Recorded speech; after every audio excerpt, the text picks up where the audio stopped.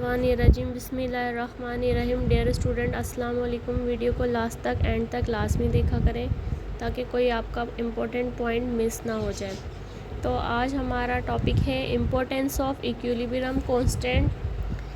Equilibrium constant हमें पता है कि हम किसको बोलते हैं, केसी को कहते हैं। ठीक है, केसी जो है डिपेंड करता है डिफरेंट नेचर पे केमिकल रिएक्शन की, और वो हमें उसकी क्या बताता है, डायरेक्शन भी बताता है और एक्सटेंट भी बताता है कि किस हद तक केमिकल रिएक्शन कहाँ तक पहुँचा है। ठीक है, डायरेक्शन ऑफ केमिकल रिएक्शन कि किस तरीके से आगे डायरेक्शन केमिकल रिएक्शन की फॉरवर्ड हो रही है, बैकवर्ड हो रही है, ये पता लगेगा। और एक्सटेंशन मतलब एक्सटेंट ऑफ केमिकल रिएक्शन मतलब किस हद तक जो है उसका केमिकल रिएक्शन हुआ है, उसके वैल्यूज़ के मुताबिक हम पहचानने की कोशिश करेंगे।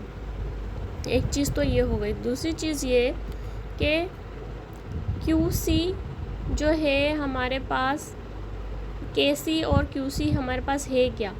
KC जो है वो, उसमें हमने क्या पढ़ा था कि प्रोडक्ट अपॉन रिएक्टेंट होता है हमारे पास। प्रोडक्ट अपॉन रिएक्टेंट जब हम लिखते हैं तो वो इसी तरह हमारे पास QC भी प्रोडक्ट अपॉन रिएक्टेंट के इक्वल है। अब QC हमारे पास आप देखें, QC जो है हम किस कंडीशन में लेंगे, किसी भी कंडीशन में अगर हमारे पास रिएक्शन किसी भी डायरेक्शन में जा रहा है, हम उसी दौरान हम उसका QC निकाल लेंगे आराम से। जबकि जो है हम KC निकालने के लिए हम क्या करेंगे, KC हम कब निकालेंगे, इक्विलिब्रियम कांस्टेंट कंडीशन में निकालते हैं। सही, ग्राफ की मदद से हम आसानी से समझ सकते हैं। ठीक है, हम बार ग्राफ को देखते हैं। बार ग्राफ में हमारे पास जो है, पहले अगर हम देखें QC को, ठीक है ना, ये हमारे पास QC है। QC और KC दोनों इक्वल कब होंगे, जब हमारे पास जो है लिखा हुआ एक्चुअल प्रोडक्ट, यहाँ पर लिखा हुआ ये देखिए, actual product and reactant concentration are equal to the equilibrium concentration.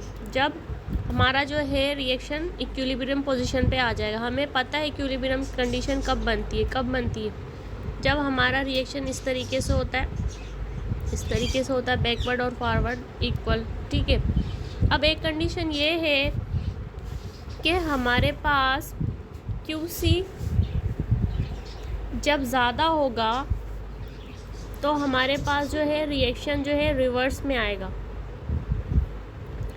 ठीक है, अब हमारे पास आप यहाँ पर देखें तो हमारे पास लिखा हुआ है, ये यहाँ पर आप देखें ये वाला, there is decrease in product concentration. Product की कंसंट्रेशन जो है हमारे पास डिक्रीज़ होगी। यहाँ पर देखें हम जो है हमारे पास अगर QC ज़्यादा है तो इसका मतलब है कि there is decrease in product concentration, तो प्रोडक्ट की कंसंट्रेशन डिक्रीज़ हो रही है। तो हमारे पास जो है रिएक्टेंट अपॉन प्रोडक्ट, हमारे पास यही होती है ना equation, reactant upon product.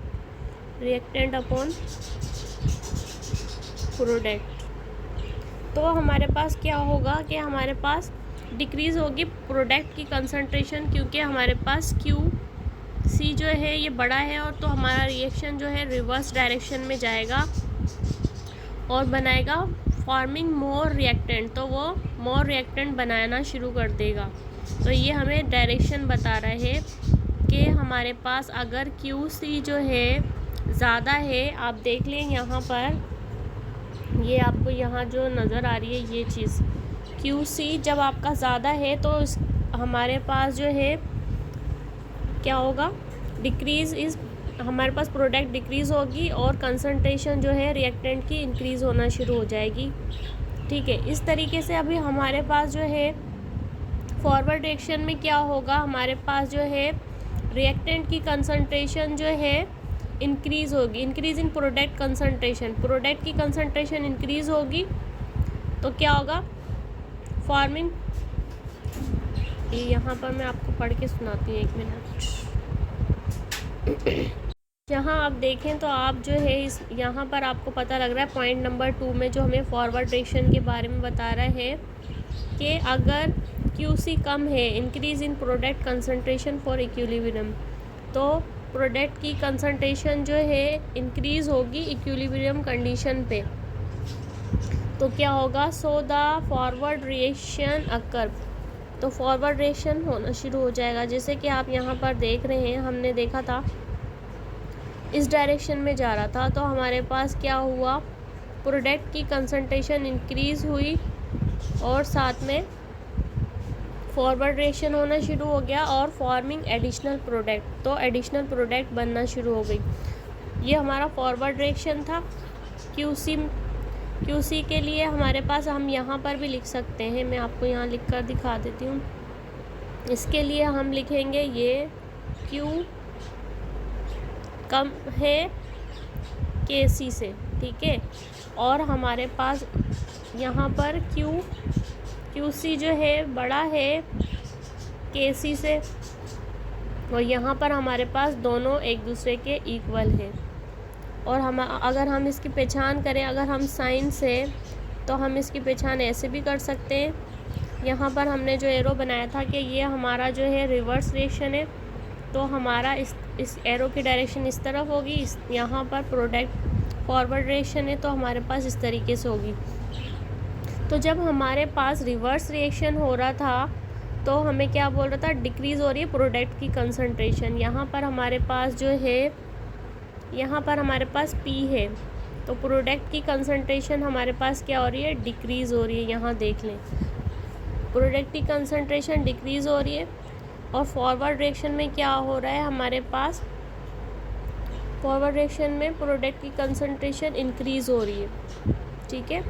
Product की कंसंट्रेशन इंक्रीज़ होगी क्योंकि हमारा फॉरवर्ड रिएक्शन जो है एरो फॉरवर्ड रिएक्शन की डायरेक्शन में जा रहा है। तो ये चीज़ हो गई हमारे पास, ये हमें डायरेक्शन पता लग गई। अब एक्सटेंट ऑफ केमिकल रिएक्शन क्या है, इसमें हमारे पास केसी को ही हमने देखना है, और हमारे पास ये याद रखिएगा क्यूसी हम किसी भी वक्त नोट कर लेते हैं। बैलेंस इक्वेशन को जब हम नोट कर रहे होते हैं फॉरवर्ड और बैकवर्ड, तो हम क्यूसी कभी भी लिख सकते हैं, जबकि केसी हम इक्विलिब्रियम कंडीशन पर आके लिखते हैं। अब हमारे पास एक्सटेंट ऑफ केमिकल रिएक्शन का मतलब है कि केमिकल रिएक्शन जो है किस हद तक जा सकता है। अब हमारे पास केसी कभी स्मॉल हो सकता है, कभी लार्ज हो सकता है, कभी वो मॉडरेट हो सकता है।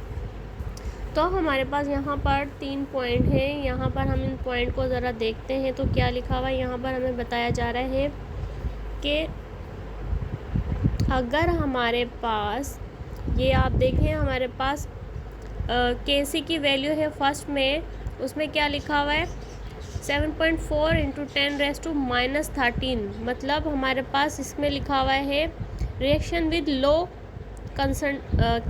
Equilibrium constant. अब इसकी केसी जो आई है, जो हमारे पास फर्स्ट इक्वेशन में, वो क्या है, लो है। लो होने की वजह से वो बोल रहे हैं वो कभी फिनिश नहीं हो पाएगी। तो क्या होगा, मैक्सिमम रिएक्टेंट कंसंट्रेशन, रिएक्टेंट की कंसंट्रेशन क्या होगी, मैक्सिमम होगी, एंड मिनिमम प्रोडक्ट कंसंट्रेशन। यहाँ पर केसी अगर हमारा स्मॉल है, तो फिर वो क्या कह रहे हैं कि मैक्सिमम रिएक्टेंट कंसंट्रेशन, मैक्सिमम मतलब ज़्यादा है आपके पास, आर की कंसंट्रेशन क्या है, ज़्यादा है आर की। यहाँ इस इक्वेशन में आपके पास अगर हमारे पास केसी स्मॉल है, तो आर की कंसंट्रेशन ज़्यादा है, तो आप ऐसे भी कह सकते हैं कि आर की कंसंट्रेशन ज़्यादा है। इसी तरह अगर हमारे पास पॉइंट नंबर 2, अगर केसी हमारे पास लार्ज है, तो क्या होगा, reaction with high KC value, KC value high के, यहाँ पर आप देखें तो हमारे पास, आप बेस और एक्सपोनेंट पर गौर करिएगा, तो हमारे पास एक्सपोनेंट जो था ऊपर वाले में स्मॉल था, तो इस केसी हमारा स्मॉल हो गया, और नीचे वाले में केसी हमारा लार्ज क्यों हुआ, क्योंकि हमारा एक्सपोनेंट जो है केसी वैल्यू का 47 सेंटीग्रेड 10⁻47 है, हालांकि टेम्परेचर हमारे पास सेम है। तो यहाँ पर हमें क्या कह रहे हैं, हमें ये कह रहे हैं, यहाँ पर आप देखें तो हमारे पास जो थी फर्स्ट वाले में क्या था, मैक्सिमम रिएक्टेंट की कंसंट्रेशन हमारे पास ज़्यादा थी, तो फिर क्या हुआ, हमारा रिवर्स में आ गया, बैकवर्ड रिएक्शन हो गया और हमारे पास Kc यहाँ पर स्मॉल है, हमें यहाँ से पता लग रहा है वैल्यू से, ठीक है। ये हमारे पास जो वैल्यू इससे पता लगेगा, इससे पता लगेगा, इससे पता लगेगा। अब देखें 10 के ऊपर जो हमारे पास बेस जो है 13 लेस अमाउंट है, तो स्मॉल Kc हो गई वैल्यू। और इसी तरह लार्ज Kc कब होगा, जब हमारे पास ज़्यादा है, ठीक है। और इसके अलावा तीसरा जो है वो हमारे पास Kc वैल्यू जो है वो देखें आप जो है वो मॉडरेट है। अब यहाँ पर एक चीज़ यहाँ पर ये नज़र आ रही है कि अगर Kc स्मॉल होगा तो हमारा रिवर्स रिएक्शन होगा, और इसी तरह अगर Kc हमारा लार्ज है तो हमारे पास फॉरवर्ड रिएक्शन होगा। अगर Kc हमारा यहाँ पर हमारे पास जो है Kc जो है अगर स्मॉल होगा तो हमारे पास जो है रिवर्स रिएक्शन होगा। Kc अगर लार्ज है तो फॉरवर्ड रिएक्शन होगा। और Kc is neither very small nor very large, ना बड़ा है ना छोटा है, मॉडरेट है, तो मतलब इक्वल है, ठीक है। अब यहाँ पर हमारे पास हमने अभी देखा कि हमारे पास Kc की वैल्यू जो थी फर्स्ट वाले की स्मॉल थी, आप देख लीजिएगा बेस और एक्सपोनेंट को नज़र रखते हुए। हमारे पास देखें कि एक्सपोनेंट 13 था तो हमारे पास स्मॉल Kc था। अगर एक्सपोनेंट बड़ा है तो लार्ज Kc हो गया। यहाँ पर हमारे पास इमॉडरेट कंडीशन में बोल रहे हैं, ना वो कंप्लीट हो रहा है, कभी स्मॉल आ रहा है कभी लार्ज आ रहा है। Kc reaction which have moderate value of Kc are considered to be at equilibrium, तो उसको हम इक्विलिब्रियम पर लाएंगे, कहेंगे the concentration of reactant and product is almost same. यहाँ पर रिएक्टेंट और प्रोडक्ट की कंसंट्रेशन जो है हमारे पास क्या होगी, ऑलमोस्ट सेम होगी दोनों की। तो ये लिखा हुआ था हमारे पास, ठीक है ना। इक्विलिब्रियम कब आएगा, कभी वीक एसिड वीक बेस, कभी ऑटो आयनाइजेशन होगी वाटर में, वाटर जो अपने आप ही आयनाइज होना शुरू हो जाएगा, ठीक है। और स्लाइटली सोल्यूबल सॉल्ट्स में भी होगी इक्विलिब्रियम। तो ये था हमारा टॉपिक। Thanks for watching.